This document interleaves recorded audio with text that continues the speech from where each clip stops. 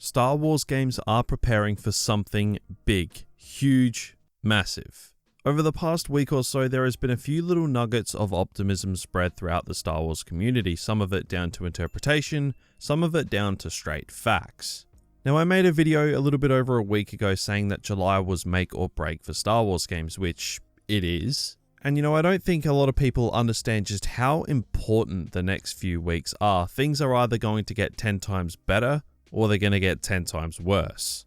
But there is more hope on the horizon. Hope that I will be sharing with you today, as you're going to want to know, because EA, they've been doing some stuff lately. And it definitely has me a little bit more excited than I was previously for EA Play Live. So we'll of course dive right into all of that throughout this video, and I also want to elaborate on something that I skimmed over in a recent video regarding what happens in the next couple of years if July is a bust for Star Wars games and why that is. Now, if you guys want to be kept up to date on all things Star Wars games in what is currently the most important month for Star Wars games, arguably ever, then make sure you hit that subscribe button and turn that notification bell on, and make sure you check us out over on Twitch, because we will be streaming in the early hours of the Australian morning reacting to EA Play Live. So you'll be seeing me really happy or absolutely pissed. Either way, it's going to be good. And while you're at it, make sure you follow us over on Twitter, as I will be very active over there during EA Play Live. But now that I have finished all of that shameless plugging, let's dive into the video.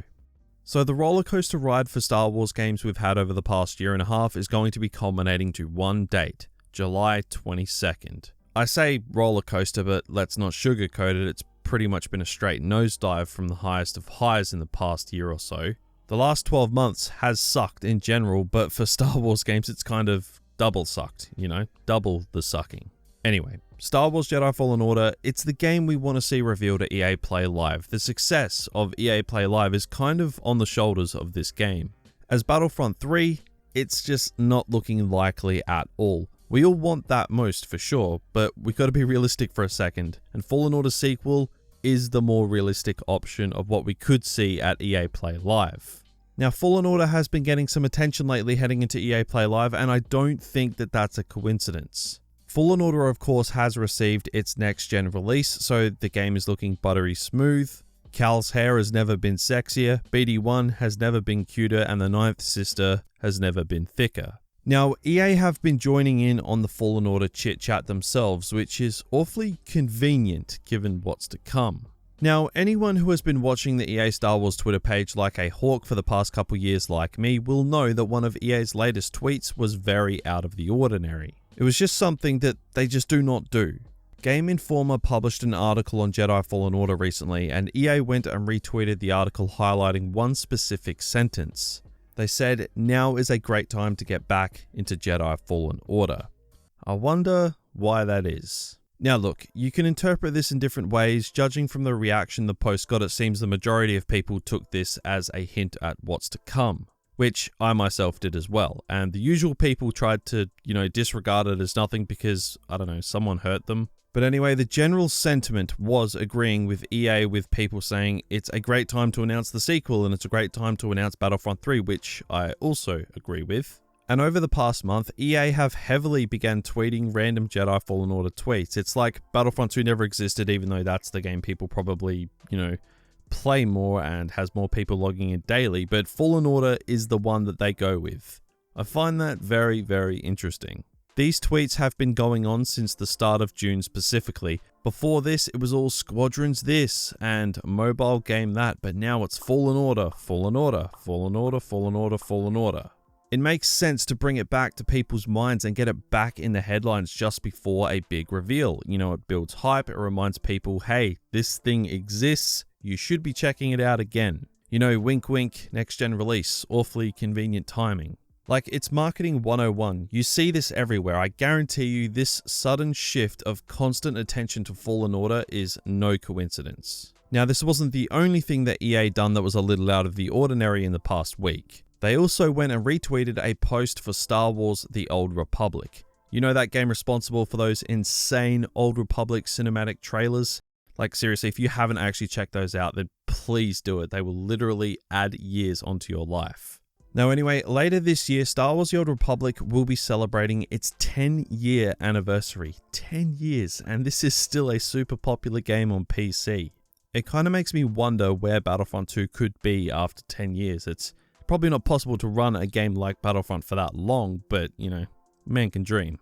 Anyway, EA went and retweeted this, and again, this is something that EA just do not do. It's likely this game has something big coming up for its anniversary, and EA, they're trying to build the hype for it.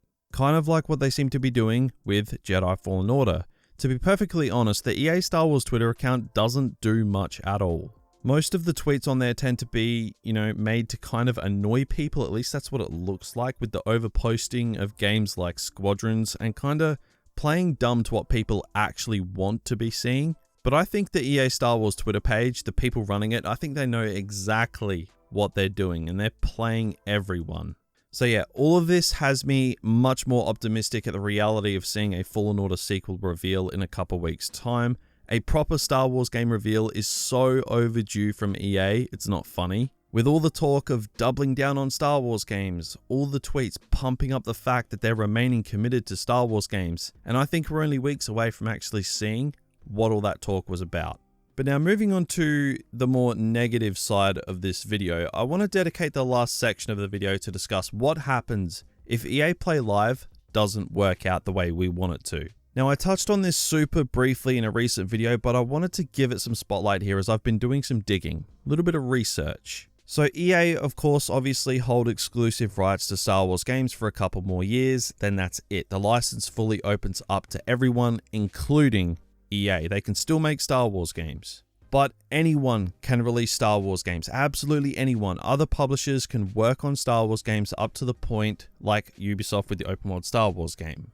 If EA don't have anything to reveal at EA Play Live that isn't substantial, and by that I mean a proper AAA title, not a, little mobile game or anything like that, then we are in trouble. If EA Play Live is a bust for Star Wars games, then I see the next couple years being extremely bare bones for Star Wars games as a whole. I just don't see them waiting until the tail end of the exclusivity to reveal big things. I just do not see that happening. It's just not logical. If moves are going to be made, they're going to be made now, because this is the time for EA to capitalize on what remains of their exclusivity. If Fallen Order is not revealed at EA Play Live, then I think we can put a cap on the expectations of any substantial projects from now until 2023 from EA. If we're lucky, we'll get that Fallen Order game that, has been heavily rumored and is all but confirmed, providing it hasn't actually been cancelled and, EA have gone back on their word.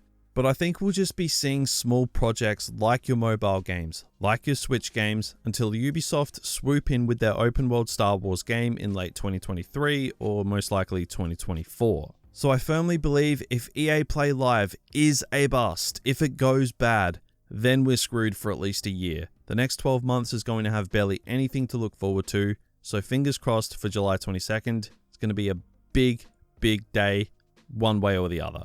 So guys, what do you all think of this? Are you expecting to get what we pretty much want from EA Play Live, or are you preparing for the worst? I still think both sides have solid reasons to believe what they believe, but like I said personally, I am way more optimistic of Fallen Order Sequel getting its reveal than I was a week ago, but damn, if it doesn't happen, then we are in trouble. So yeah, let me know your thoughts down in those comments below, and remember to subscribe to the channel if you haven't already, as we gear up for the most important month for Star Wars games, arguably ever. And follow us over on Twitch and Twitter so you don't miss any streams or news. But that's going to do it for me today, guys. Thanks for dropping through, and I'll see you guys real soon with a big video. Take care, guys.